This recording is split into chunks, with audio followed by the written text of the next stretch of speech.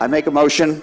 1, terminate the city manager without cause. 2, use the Florida League of Cities and other sources to employ an interim manager with proven experience, and afterwards commence the process to find a highly qualified person to manage this city consistent with our community's goals, visions, and values. And that ends my motion. That motion from Palm Coast Mayor David Alfin would be seconded by Councilwoman Kathy Hyder, after which the Palm Coast City Council voted 3-2 in favor of terminating City Manager Denise Bevan without cause. The termination takes effect immediately. Palm Coast City Councilwoman Kathy Hyder. I just want to make it very clear that I did not speak to make Denise feel like I was placing the blame on her for all the things that are gone wrong. Not at all. I think Denise has done a well job, but I do feel that we're moving into a different era in this city. We are a rapidly growing city, and we do need strong management, and we do need someone that's going to address issues. Councilman Nick Kloufis voted against the motion. I'm very, very thankful for every one of our directors in the back of this room that are going to go back and try to lead their teams and create a sense of unity, and that we're going to get through this together. But I can't say that with definitive confidence because of the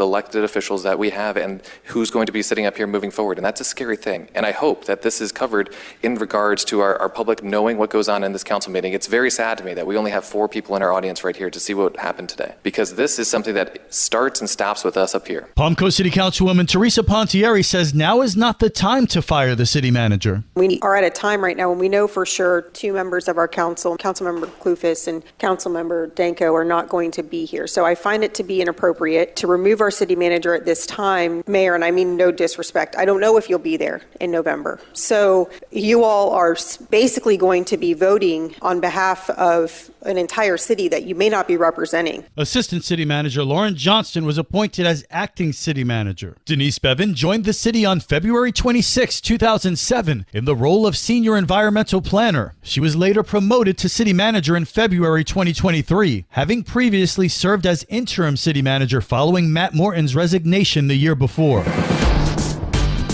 Good morning, Flagler County. I'm Rich Carroll. You're listening to Flagler's Morning News on Wednesday, March 20th.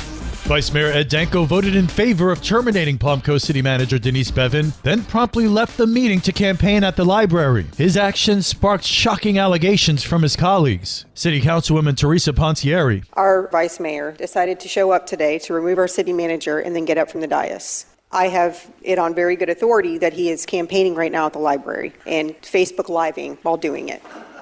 To me, this indicates 2 things. That there was a violation of sunshine that occurred before today's vote because he showed up to clearly take the gavel, support the motion, and then he left, which if there was something so pressing that he had, why even come to the meeting today? He clearly came to cast his vote for this motion. This needs to be addressed. This is a problem. Councilman Nick Kloufis agreed. I don't think Councilwoman Pontieri would be surprised to hear that this isn't the first time Vice Mayor Danko has skipped council to be campaigning. Last year, or 2 years ago, the same thing happened as well. So this is a repetitive behavior, and I think it absolutely needs to be addressed. And I also think that it was not coincidental that he had people with him in the audience that had prepared statements for this type of thing. In an interview with WNZF, Vice Mayor Ed Danko responds to his fellow council members' comments. Those comments are ridiculous. I got up this morning, went over to the library and had 2 tents set up for Election Day by 7 a.m. Went home, got changed, and went to City Council with the plan, the intention of getting through the opening of our council meeting,